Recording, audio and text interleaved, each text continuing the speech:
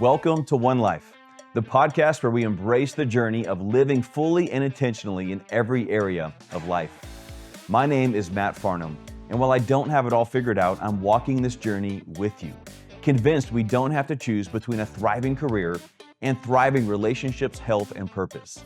This isn't about perfection, it's about progress.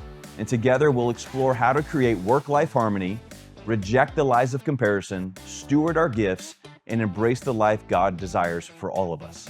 Welcome to One Life. Hey everybody, this is Matt Farnham, and I want to say welcome back to the One Life podcast, and thank you again for listening and being a part of our One Life community. Today I have a very, very special guest. I know I've probably said that every episode, but this time I might mean it even a little bit more. Mike is a dear friend of mine, coached me for years, but really since then has just become one of my best friends, not just in the real estate space, but period. Mike, I just love living life with you, man. Thank you for being here with me. So welcome. Oh my gosh, thank you. I've watched every episode so far, and I was hoping at some point you'd circle back to me and I'd get a chance to share. As I agree with you, yeah, we had a little bit more of a business relationship, and that just blossomed into an awesome friendship over the years. So yeah, I was super excited when you reached out. Thank you. Awesome. Well, and I'm going to give you some context on the more specific reason why Mike is on the show in just a moment. But first, let me just give you a formal introduction that you deserve, Mike. And by the way, we're titling this episode 30,000 Coaching Calls Later, Secrets to a Profitable Life and Business, emphasis on life. So Mike Schumm has been an entrepreneur for over 35 years. Over 3 decades, Mike has personally built a number of successful businesses, many of which focused on different areas of the real estate industry. Mike has been a licensed realtor since 2003 and started coaching and mentoring in 2014. Since then, he has mentored and scaled hundreds of North America's larger but more importantly profitable real estate enterprises. Mike has undoubtedly reached mastery-level mentorship with over 10,000 hours and over 30,000 completed coaching sessions. Mike is currently focused on his new coaching company, Profits Coaching, that helps real estate teams scale and maintain higher profit margins than most teams in the industry. Mike is committed to lifelong learning and creating memories with his family. He lives here in Las Vegas with me, here in Las Vegas, Nevada, with his life partner, Lisa, and his son, Mikey. So more formally, Mike, thank you and welcome to the show, man. Thank you, Matt. Yes, that's me in a nutshell. So, hey, the reason, Mike's a good friend. He's played a really big part in my life and my business. But specific reason why I thought he'd be so valuable on this podcast is because Mike has such a unique perspective. As his bio basically explains, he has over 10,000 hours, probably well over 10,000 hours invested into coaching, but specifically over 30,000 coaching calls unpacking the ups and the downs and the wins and the losses with high-performing real estate team leaders, brokers, different industries as well. So, Mike, I just think you bring a really unique perspective where I've been interviewing folks that are striving to live this one life that we're talking about. Man, you've seen the good, the bad, and the ugly from so many perspectives. So I'm really excited for you to bring that to the table. So first question I have for you, just to kind of break the ice, what would you say in your life, unrelated to the One Life podcast, but what is bringing you joy right now? I just always like to start there. Yeah, I created my definition of what wealthy really means. And there's a lot of people in my world that make a lot of money, but I'm not really driven by money. So I came up with this definition. If I get to do what I want, when I want, with whom I want, for as long as I want, I'm the wealthiest man in the world. I love it. I strive to work towards that every day. That's beautiful. Well, in that case, I'm a very wealthy man based on what you just said. So I love that, Mike. So, hey, let's kick this off with Profits Coaching, new coaching company. Excited for you. I know it's going really well from our conversations. So let's just start there. Who's it for, and what's different about Profits Coaching compared to maybe other coaching companies out there, or the way that it was even done in your past versus what you're doing now? Yeah, very different, actually. So it's really not a coaching company, but I have to call it a coaching company because that's kind of what the industry knows the term on there. I like to characterize it more as a fractional CEO company. And what I mean by that is for 40 years now, all I've done is one thing, Matt. I've built businesses. I've just learned how to create small businesses and grow and scale them, make them profitable or sell them. So when I got to Profits Coaching, and I started, some clients, potential clients came in, and I started to recognize all of them have some strength. They're either good in sales or good in leadership. They're good with their numbers. And at the same time, if they're strong there's some weak spots. So having done one thing for all these decades, I'm pretty good end to end. So what we do now is partner up with with teams and team leaders, and I first identify what they're really good at and where their weak spots. And I don't call it we're coaching together. I call it a partnership. And I take as much responsibility for their success as they do. And I said, all right, you're going to do what you're good at. I'm pretty good at the things that you're not good at. So I'll take this on and you do that. And together we'll be able to grow, scale, and create more wealth for the family through business. I love that. And I'll just be a testimony or satisfied customer. The years we spent in a coaching relationship together, I always felt like you were a partner with me, like you cared. You actually cared. It wasn't just checking a box, another coaching call, for example. So, Yeah, uh, exactly. yeah, I honor you in that because I've experienced that, and I know that your clients are regularly. So, let's talk about 30,000 plus coaching calls. I mean, that's a tremendous amount of experience. But let's kind of bring this back to the whole vision of what One Life is all about. From your perspective, Mike, with all that coaching, all those different clients, high performing, leaders, realtors, and so forth, what are some habits or rhythms that you have seen leaders who thrive in both business and life? Like, what are some of those habits or rhythms that they seem to share when they're thriving in both those areas? Let me just back up a little bit because I didn't recognize this. When I first started coaching, it was more solo agents. Teams weren't really a big thing when I first started coaching with real estate agents. Then teams became like the thing to do, right? Versus brokerages, maybe. So when these teams started to get bigger, it was generally like maybe yourself, right? Matt's selling houses, doing well. But as it got bigger, in almost every case, their partner, their spouse got brought into the business. So now it's the family business. So now almost all, if not all of their income is reliant on this business becoming successful and being profitable. Otherwise, there's going to be challenges. So that was the first recognition is first, all right, this is really important. This isn't like a side hustle or, hey, my wife's making a lot of money. If I make some money, I'm a real estate agent like some agents do, right? It's not really, they don't have to sell. These people had to make this work on there. So first was recognizing the importance of the responsibility I had because their family was relying on me to make this work with working with them on there. So that was first number one.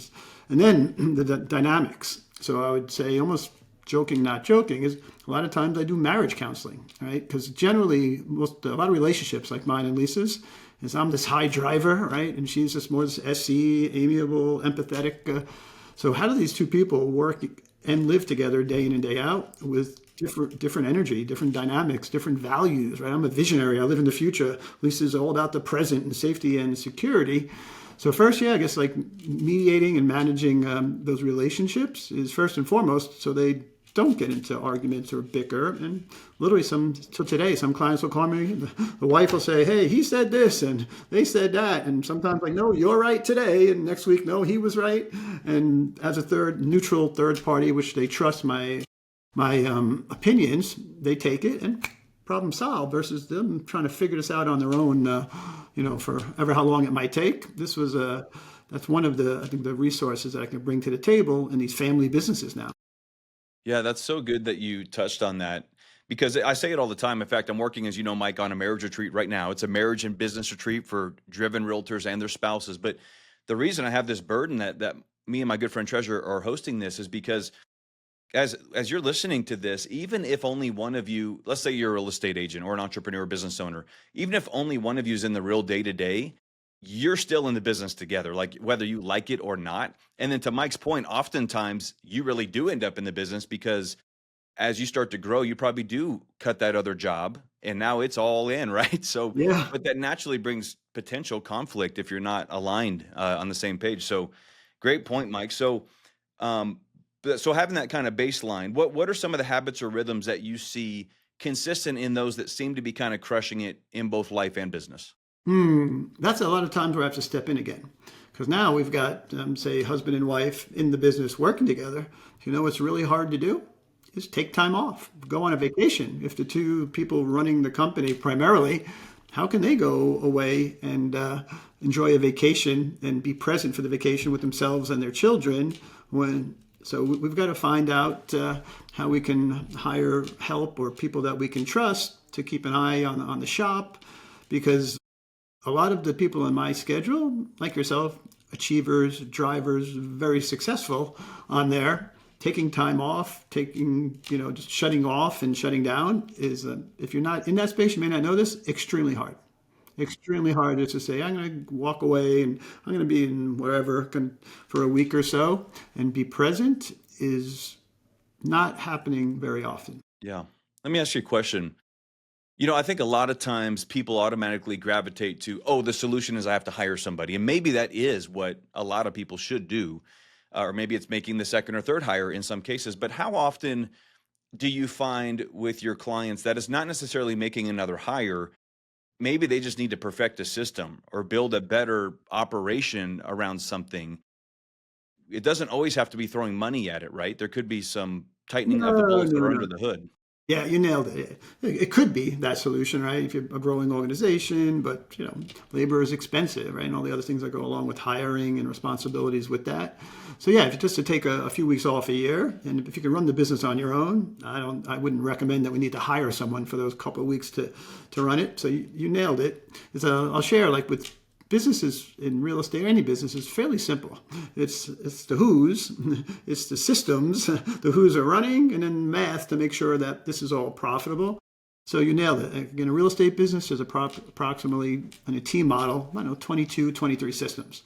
So that's exactly on the first call as we go through all the systems. And ironically, I've done this a few hundred times now, as I've noticed that if you had to look at all the systems, half of them are pretty good almost every time, and half of them are either non-existent or not working poorly. So that's exactly where we start, is improving the systems and the processes to make the business run. One of the things, or little credos that I'll mention a lot, is my goal here is with these teams and these clients is to turn their job into a business. One of the ways we turn it into a business is operationalize the systems so they work and they work well, take out the friction, and then things work easier, less effort, less fires, less problems. So yeah, that's exactly where we go first. Love it. And, I so often find that I know my own business, this proved to be true. And I think it's probably true for most that if you'd really just kind of zoom out, hover above your business for a moment and really reflect on, there's probably just one or two primary things that are preventing you from stepping away confidently in your business and being present, or being able to disconnect. And if we would just get under the hood, roll up our sleeves and put in the work and just perfect that one or two things, it probably would make almost all the difference that's needed. So I love that that's where you start with clients. What's the operations? Yeah, this is why we're so close, and you probably don't even know this, I'm sure. So when I have that first call with them and we talk about the systems, the next thing I do, I'm a big fan of a product called Lucid Charts, and I call it the 30,000-foot view. And I pull Right. out and I say, this is your organization. I draw them an org chart, right, and how everything's working together. And then we analyze that and say, hey, where do we need to focus? What's working? But that's exactly how I do it. Got it. I love it. I've seen your lucid charts. They're pretty intimidating. Yeah. Well, I've learned, as you mentioned all those calls, I'm a very, very, very strong visual learner, not auditory or like that. So if I could see it, so yeah, I've learned playing with those things. Yeah, how to you give me an outcome, and I could just architect what that should look like on a lucid chart pretty quickly. And yeah, it's become one of my strengths actually. Now we just have to execute the picture. Yeah, I like that. That's actually, I'm a visual guy too. That makes a lot of sense. I love that. Mhm. So let's shift to some barriers or common pitfalls that you see with the clients that you've coached over the years. What, with the goal being present, right? Having this, not compartmentalizing our marriage and our family and community and our health and vitality with our business, aligned mission, aligned, vision and mission, all those things as we talk about on this podcast. What are some common traps that high performers fall into? And also, what would you say are some warning signs when somebody's really getting close to burnout or imbalance? Hmm. Yeah, there's a lot to unpack there. So the first thing we got to realize what's the purpose of a business? In my definition, the only purpose we have businesses is to create profit, first to pay our family bills, and hopefully a little more profit that we can invest. So we don't have to do this for the rest of our life forever if we don't want to. Sometimes we do. Maybe we love our job on there, but we have the freedom of choice at that point because we've generated enough income from here. Because that becomes part of the focus and the drive, and business is hard. I mean, the real estate industry has been really tough last 3 years or so. We'll call it, I love the Jim Rohn's Four Seasons talk, if you've heard that. We've been in winter, a pretty cold winter for a pretty long time. So what they do is they try to overcompensate to keep the business going. And the first two things they take away from is themselves and their relationships, which, funny enough, I first learned about this by accident. I was asked to join a mastermind group called Vistage International, which is an international group where business owners from different industries get together to, what I thought, help them fix their businesses. So I went to the first meeting, Matt, and they said, you got to sign this like NDA kind of form. And I was like, oh, okay, I guess we're going to, share some personal P&Ls and numbers and stuff like that. So then you had to go to a whiteboard. And in the first category, there's three categories. First was like, hey, Mike, how are you doing on a scale of 1 to 10? The second was, how are the most important relationships you have, how are they doing on a scale of 1 to 10? And then the third one was, how's your business doing on a scale of 1 to 10?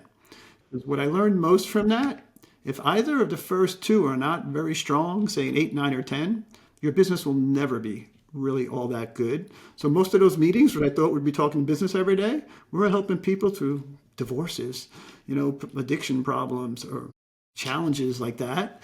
And we had to fix those first before we can even think about talking about their business and making that better. That's so good, Mike. I'm so glad you went there, because something that, sometimes with the One Life podcast and a lot of things that I'm kind of speaking to a lot more frequently now, I wonder if sometimes people say, man, Matt's just all about the touchy-feely, the kumbaya. I'm always talking about marriage and family and protecting your own confidence and all these things. But the reason I do that is because I feel like, man, when my marriage and my family and my contribution is firing on all cylinders, you don't have to talk me into going to work hard. Like, it's just, my cup is full. The overflow is like poured into my business, right? It's that confidence. It's the life is an energy game. And when my cup is full with all those things, I'm energized, Yeah, right? and I heard this recently, actually, which I heard it, and I was like, let me think about that. Is that accurate? And I was like, darn, that is really accurate. So if Lisa's not in a good place for whatever reason, and her energy is low, that drains the energy of the whole household. Mm-hmm. So in my relationship with her, and even whether it has something to do with me or not, making sure she feels good, she's in a good place, and her energy is high, then the home energy is high, and everything, work, business, is better. But yeah, a spouse who's got whatever challenges and low energy will make it very difficult to be successful in business, because they just drain the energy out of the household. One thing that my mentor, who was on this show, is the first guest I had on, who was my pastor for many, many years, Pastor Vance Pittman. He's always said, and it's kind of the mantra for our church, but it's life is all about relationships. And I totally subscribe to that. But you're right. Like, if my relationship, for me in my faith, my first and primary relationship is with God, with Jesus. Beyond that's my wife. But if those aren't right, then nothing else matters in my life. So what you're saying makes perfect sense. So for those listening right now, if you're feeling burnout or imbalance or maybe some pitfalls, I think what Mike's saying as a first step is get a notepad and say 1 to 10 check-in with yourself, with the most important relationships in your life, and start there. I think that's great advice. Yeah, 100% on there. Let me just make a comment, because I've had the pleasure. I'll tell you how much I really appreciate what you're doing with this podcast. I don't listen to any podcast. I get all my content from YouTube. I'll share on there. But I've listened to every episode. Something Vance had said that I've read a lot in books. He just framed it slightly different. But why I'm promoting the best way to live is this way is that he talked about when he has to go to hospice, right? And people are, pretty close to moving on. No one ever said they wanted more money. They wish they sold more houses. And the stories I ever heard about nursing homes, same thing. People would go to nursing homes, and there was 2 people in a nursing home every time they went, people with regrets and people without regrets. And the people that had regrets, it's always the same regret. I wish I would have spent more time with my spouse, with my kids, or I would have maybe traveled somewhere. It's never more money, more success, more materialistic things, 100% of the times. So that really resonated when Van said that. I'm like, oh, that is so true. So through coaching, if you're working with me, if you're not already, I'm going to force you to take time off and leave your phone at home or in the car or something while you're with your other people, because it's that important to me that you make as much money as you maybe want to, but even more importantly, that you're creating memories and strengthening relationships with those people. That's super important to me. So I'm asking, hey, when's the last time you took your wife for a date? When's the last time you and the kids, went out and you left your phone in the car? And with achievers, that's a second thought most of the time, not a first thought, unfortunately. Man, that's real light. I mean, that's as much life coaching as it is business coaching, which is honestly that'd be the best return on my investment dollar I could have, is somebody help me to, focus on relationships. Because you're right, the driver just easily, not because we don't love those people in our life, it's just easy to get pushed to the side and this actually leads into the next thing I want to mention is, But before you mention that, let me just make one more comment. That is, my brain's going now. You got me all excited about the topic. So let me just add one little bit to that. So when I get on these calls, I quite often will ask, hey, Matt, what's the most important things in your life? Inevitably, they give me the same answer. Oh, yeah, my kids, my family, my spouse, my partner. I was like, great. Can you share your Google Calendar? Let me just see what you have on there this week. And what I see every time are tons of appointments with other people, but no time appointments blocked out, guaranteed with the family. So I force them to schedule. Say, tell your kids, like I'll tell you tonight, me and Mikey are going to see a movie in a couple hours on there. Scheduled, blocked out. Lisa says, no calls, no time. Mike's not available. Him and Mikey are going to see a movie, but I schedule something every week with Mikey and Lisa on my calendar, non-negotiable. well, we've always heard, if it's not in your calendar, it doesn't exist. But I love the way Vance, just to give him another shout out, he frames this is what most of us do is we say what's most important and we try to include it into our day. Well, we all know how that goes, right? The difference is, are we ordering our life around that which is most important? And I love that you do that with your clients. Hmm. Because again, visual learning, right? They get the calendar from like, oh, something's missing here. Yeah, we got to put it on. And what that's one of a buzzword, a trigger for me, actually, what you just said, is that I've learned that whenever you tell someone you're going to try something, it's actually a negative affirmation. Your brain and subconscious are totally programmable. Once you tell it you want to try to do something, it really wants to work against you, not to achieve the goal, because then it would be failing you because you won't be trying anymore. Trying is a word I try to eliminate out of all my clients' vocabulary. We either do it or we're not doing it. Well, Yoda agrees with you, right? There is no try. Yeah, that's perfect. You are Yoda to me, man. So going back to one thing that you have said, if you're listening, you've probably caught it because it's not just the name of his company, but Mike has said the word profit multiple times already in this conversation. I want you to notice one word that hasn't come up, and the word revenue has not come out of your mouth once yet, Mike. So as we talk about, again, you mentioned the drivers, right? And they get tunnel vision. It's build, build, build, go, go, go. One thing that I'm becoming more and more passionate about is this idea, and Garrett, who was on the show, is very passionate about this as well. But if you're not careful, we end up subconsciously subscribing to the industry's scoreboard, right? Which is this, you go from a solo agent, you got to start a team. Oh, you got to be a mega team. Oh, you got to be a broker owner or whatever. Or it's all about parading somebody across stage with the revenue numbers. But that's not what you talk about. You're talking about profit. Oh my gosh, please. Yeah, because what's interesting, following Simon Sinek's, there's no number one in business, right? Infinity game versus a finite game, if you guys want to listen to a really good talk by Simon on there. So in real estate, since day one, everyone's competing. The real trends list, I'm number one, I'm number two. But based on what? Based on you sold more houses, or based on you had more volume, or GCI, so all vanity metrics. Because actually Kyle, I think, or somewhere recently, I was on your podcast, I heard him say, like, imagine going to an event and then people are bringing out their P&Ls and telling you what their net profit is. That has never and probably never will happen, because quite often it's not that good. I'll share. I've read a couple hundred P&Ls in this winter that we've been through. Mm-hmm. And there's plenty of organizations out there making little to no money, if not losing money. So they don't want to share that. They want to show success. This is the Instagram era. You got to be promoting and telling them how great you are and all your successes. And I'm sitting back here looking at their P&L. They're like, yeah, we sold 50 more houses. Great. But I'm like, oh my gosh, I hope we don't go out of business next month because we don't have any money to pay the rent. Is that winning? The other reason was in identifying a personality type. Some people are meant to be a solo agent. Some want to run a small, medium, or large team. And I accidentally said this. I was just speaking one time on stage down in, I think it was San Diego. And I said, guys, the real estate agent, the real estate industry as a whole is a sea of sameness. One person does one thing, and then they all just copy that person on there. There's no originality. There's no thinking for yourself. So yeah, you nailed it. Like I said earlier, solo agents, and then all of a sudden teams became a thing, right? And then, oh my gosh, if Kyle Whistler, for example, had a big mega team, super successful. Oh, I want to be like Kyle. I got to build a big mega team. So I'll give you a quick story where I was hired by an individual and said, hey, Mike, I think I could use some help. I have a bigger team. And just like most, we're selling $2 or $3 million a year in revenue. Great. And me and my wife, husband-wife team again, right? That same analogy.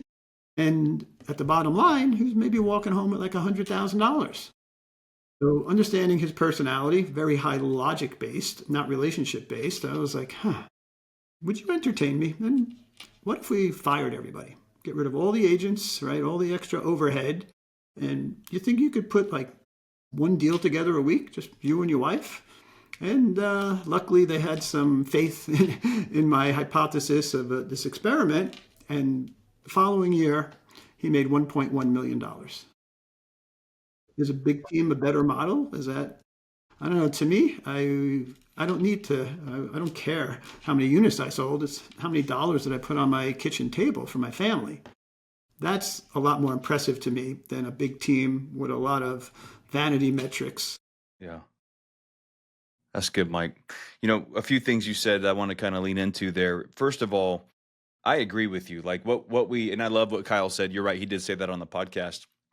But how come we're not talking about how much profit, how many days off did you take last year? Like, that's what we should be celebrating.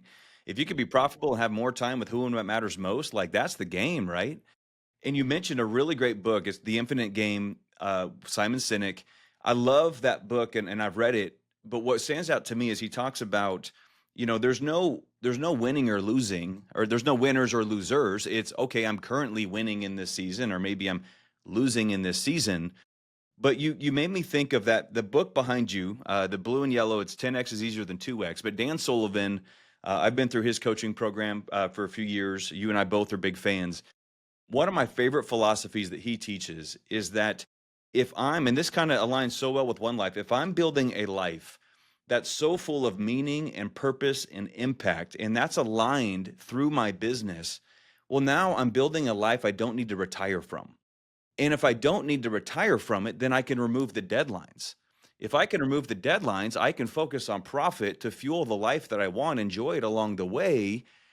That's a different story. It's a different game we're playing than what the industry pushes in front of us. And if we're not careful, we all subscribe to it. Yeah. So, and actually, it's funny you mentioned it. So, I'll give you something about myself. So, I've read probably at least 500 or 600 books on personal development and business development. But going back a few years ago, following the industry and the recommendations, like acronyms like net time, no extra time. So, I'll be listening to the audio book on the treadmill or in the car or while I'm doing something.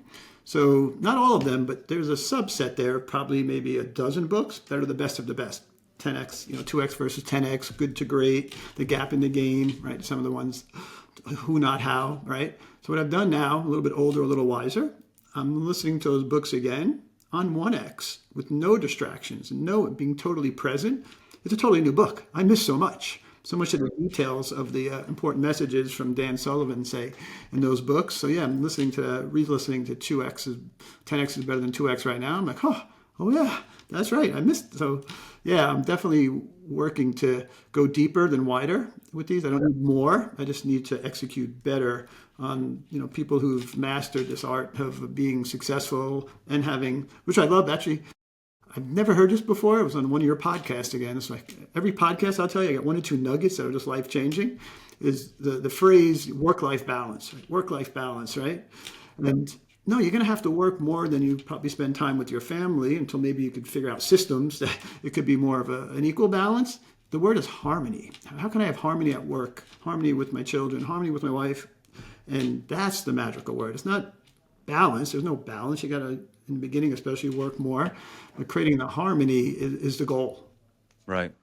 100%. And I think the trick that I've learned that this show's all about is it's blurring the lines. It's when you give your kids and your family a bigger story and it's aligned with the vision and mission of the business. Well, now again, if dad's not home for dinner, it's not because I'm choosing work over my kids. They know we're on mission as a family. It now, but they also know when they can count on me. And are you there when they can count on you? That's the game. So And it'll go back to the way I told you scheduling, right? So as long as they know, I don't know, like I said, tonight's Friday night here, and I'm going to go to the movies with Mikey. So if I was extra busy this week, it doesn't really affect him nearly at all because he knows there's, dad and Mike time. Friday night, guaranteed he's going to be there. I wish we would have had dinner a little longer last night, but something came up maybe right on there. So yeah, that's the counterbalance is again scheduling that time, and that's the harmony. Whatever, 2 or 3 hours tonight, I'll be 100% present, and we'll fill each other's cup, and that'll be good for next week. And what Mike's saying is, and now if you're home for dinner early one night, well, guess what? That's borrowed time. That's icing on the cake, right? Just like in our business, we should always underpromise, overdeliver to our clients. We should set up our relationships that way too, right? Great advice, Matt. Great advice. So good. So coaching with intentionality, which I know, Mike, you do so well. What's your filter for deciding? Because I know we've talked offline, and I know you don't say yes to everybody who wants an interview with you to coach. What's your filter? How do you decide who you're willing to coach or not? That's a great question, actually.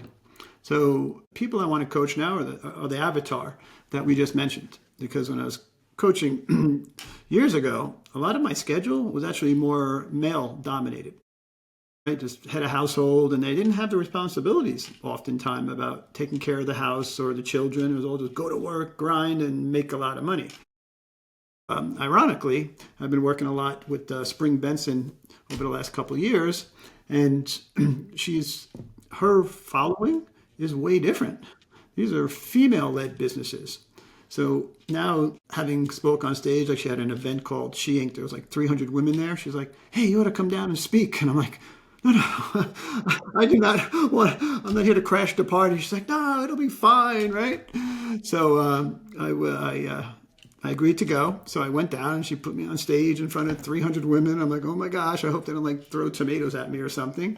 But I've never been a public speaker, but in doing public speaking, they always tell you, well, you got to give a little backstory kind of about yourself.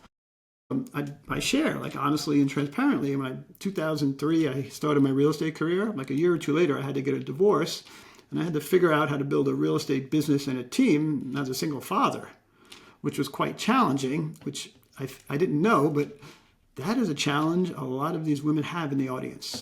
Right? They've gone through something. There could be a single mom or a second relationship coming. They have children.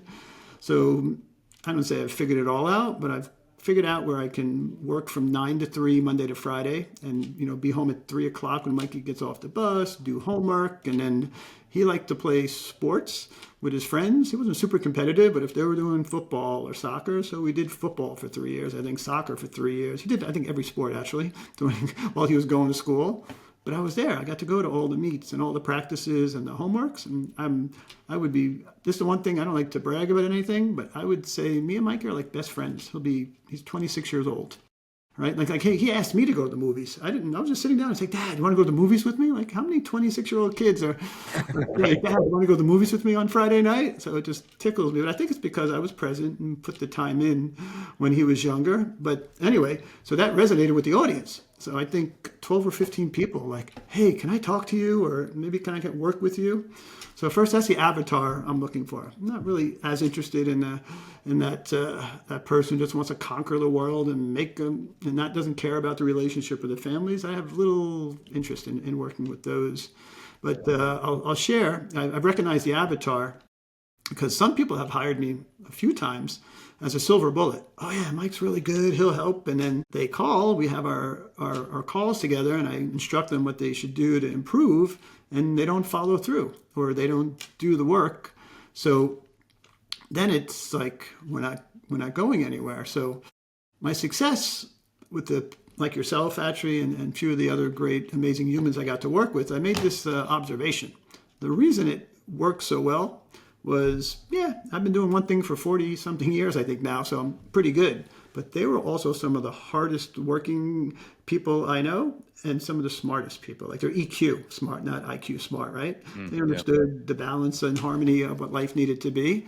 So now when I interview someone to potentially work for them, those are the three attributes I'm looking for. Yeah, I can tell you what to do. Will they be able to do it on there? And can they really execute on the stuff? And if I pick up some signs that it's not going to happen, I'd rather just maybe give them a couple of free calls, head them in the right direction.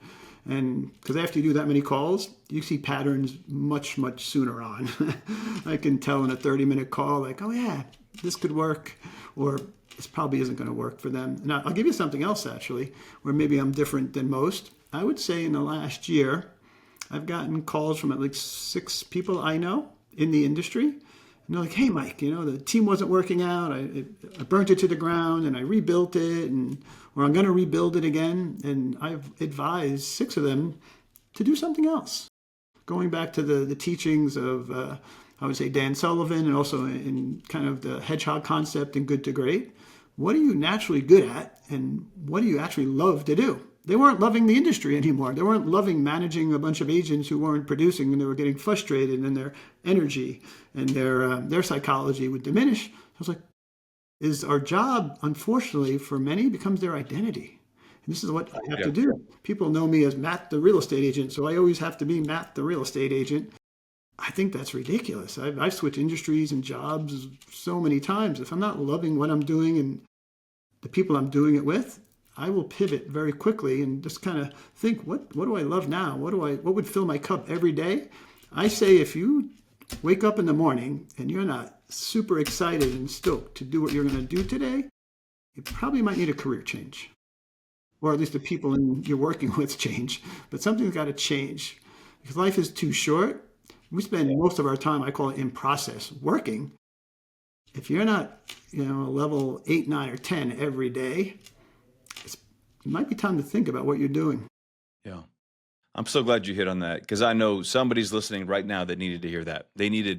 Somebody needs permission, right, to do something different. This is your permission. You just heard Mike say it. If you're showing up less than an 8 consistently, don't ignore that. You know what I mean? This life is short, and I love that, Mike, because so many of us, and I'm victim to this too, but our identity does get wrapped up, especially I think men struggle with this naturally. Like, what do you do? What do you do? That's an icebreaker to every conversation. It's like that labels us. That's our identity. And I know a great coach should help somebody untangle that, from their identity from their work. And I know you're doing that, so I honor you for that. Yeah, And I'll give you that. Actually, because of that, so we're always on the same page. So I'm not a coach. I'm not a consultant. People say, what do you do? I said, my purpose in life is simply to help improve the quality of people's lives. Most of the times it's through business, but sometimes getting out of the business will improve the quality of their life. And that's the right answer for them, is how I frame it and what I look to achieve. Yeah, oh, that's good. So a couple more questions. We're going to kind of round third and start bringing this home.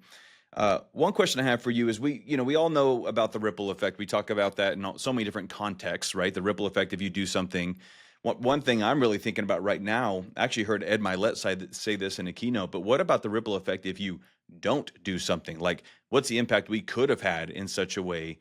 But this idea of ripple effect, when you see a leader who is really putting in the work to accomplish that harmony, versus one that doesn't, what do you see the ripple effect of how that spills into their culture, their team, their family, their marriages, or the reverse, the positive or the negative effect it has if they don't? Like, tell me about ripple effect and what you see from people who are really putting in the focus and priority on these things. So, we kind of talked about it earlier. So the ones that are the ripple effect, where they have the balance between themselves, taking care of themselves at work, that, to your point, just gets better. The relationships get deeper, the memories get better, the business gets stronger. So yeah, right, that definitely there. Now the other one is going in reverse, because it tends to create stress, I find, right? And then one little challenge, the ripple effect leads to a bigger challenge. So then they're having challenges with their, say, their partner or their children, and that leads to sometimes destructive behavior with themselves because they're stressed out and they're not happy. They might drink a little more or, do things like that. And then the ripple effect then, like I said earlier, is going to trickle down to the business and their business. Then less money comes in. And then money gets tight. And then what I've learned, actually, I'll share the last couple of years is when money gets tight, the credit cards are starting to max out, stress becomes a major factor, and humans start to make emotional decisions, not logical decisions. And when they start doing that in business, it starts to get really ugly really quick. And it's crazy. You could work your tail off for 5, 10, 20, 30 years, and you have 1 month like that, and it can crash it all, right? Well, not in my schedule because we will make sure you have 4 to 6 months reserves as soon as possible. Because, I learned this. I've always known that. I don't know where I get that new word from. I've known that because when COVID first hit, I saw this. So almost everyone in my schedule, except for one new client, had 4 to 6 months reserves. So we went. If you guys don't know, if you're not in the real estate agents in most states were non-essential. You can't work. And I remember, I think Pennsylvania was like 6 months. So yes, the emotion people had, like that one client I had that only had a month or two. Well, as soon as that money started to dry up in that first month of COVID, they went totally emotional, like, oh my God, what am I going to do? How are we going to pay the mortgage? We're going to lose everything, and started to really panic. My clients who had 4 to 6 months of reserves were like, all right, let's see what happens. Let's watch the news. And this is just, and as you know, a couple of months later, it became the hottest real estate market that we ever had. So they didn't have to go through that very stressful time because they were prepared. Because I'll go back to Jim Rohn again, right? Winter is going to come. There's going to be another downturn. There's going to be another interest rate challenge, a COVID or something. It's just a matter of when. So it's much better to be prepared for a situation and for it not to happen than for it to happen and not be prepared. So I think future pacing and preparation, that's a quote from the book, The Art of War by Sun Tzu, that every battle's been won before the first shot by the general who planned better, had the best troops and the best equipment in the right places at the right time, always wins. So yeah, we do a lot of future pacing here and preparation. And hopefully nothing negative happened, but if it does, it doesn't really affect the business all that much. Jim Rohn, right? The ants store up for summer, right? Or whoever that's from one of his books. Yeah. So hey, let's bring this home, Mike. I want to bring it back to the whole idea of one life. So again, we know it's blurring the lines. It's marriage, family, health, mission, all these things, not competing with our business, but aligned with it, fleshed out through it. So in light of all that, if somebody's feeling stuck, disconnected from trying to live this way, but a lot of people say, man, I would love that. Like I see the benefits, or I have the desire to do that. What would maybe be the single most powerful question that they should be asking themselves today to start moving towards alignment? To do what specifically? We talked about a few different things.